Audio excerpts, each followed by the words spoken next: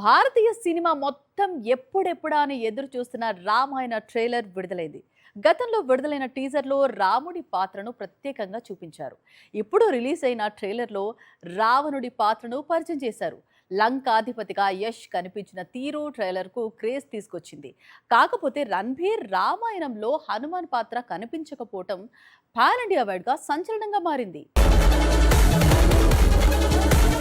నమిత్ మల్హోత్రా ప్రతిష్టాత్మక చిత్రం రామాయణ ట్రైలర్ విడుదలైంది.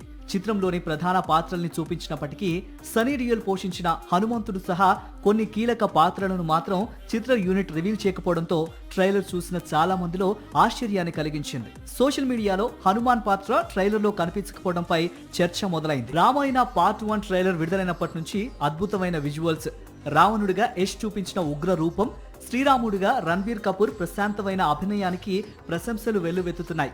అయితే ఈ ట్రైలర్ పై సోషల్ మీడియాలో ఎక్కువగా వినిపిస్తున్న ప్రశ్న ఒక్కటే: హనుమంతుడు ఎక్కడా? రామాయణంలోని అత్యంత ఆరాధ్యమైన పాత్రల్లో ఒకటైన హనుమంతుడు ట్రైలర్లో కనిపించకపోవటం అభిమానుల్ని ఆశ్చర్యానికి గురి చేసింది.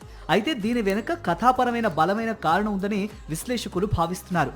రామాయణం ప్రకారం సీత అపహరణ జరిగిన తర్వాతే హనుమంతుడు కథలో ప్రవేశిస్తాడు. ఆ తర్వాత రావణుడిపై జరిగే యుద్ధంలో ఆయన కీలక శక్తిగా మారతాడు. అందువల్ల హనుమంతుడి పాత్రకు సంబంధించిన పూర్తి పరిచయాన్ని రెండో భాగం కోసం దాచిపెట్టడం లేదా మొదటి భాగం చివర్లో చిన్న టీజర్ గా చూపించడం కథా నిర్మాణానికి సహజంగా సరిపోతుందని భావిస్తున్నారు దర్శక నిర్మాతలు. ఈ ఏడాది దీపావళికి రామాయణ మొదటి భాగం ప్రేక్షకుల ముందుకు రానుంది.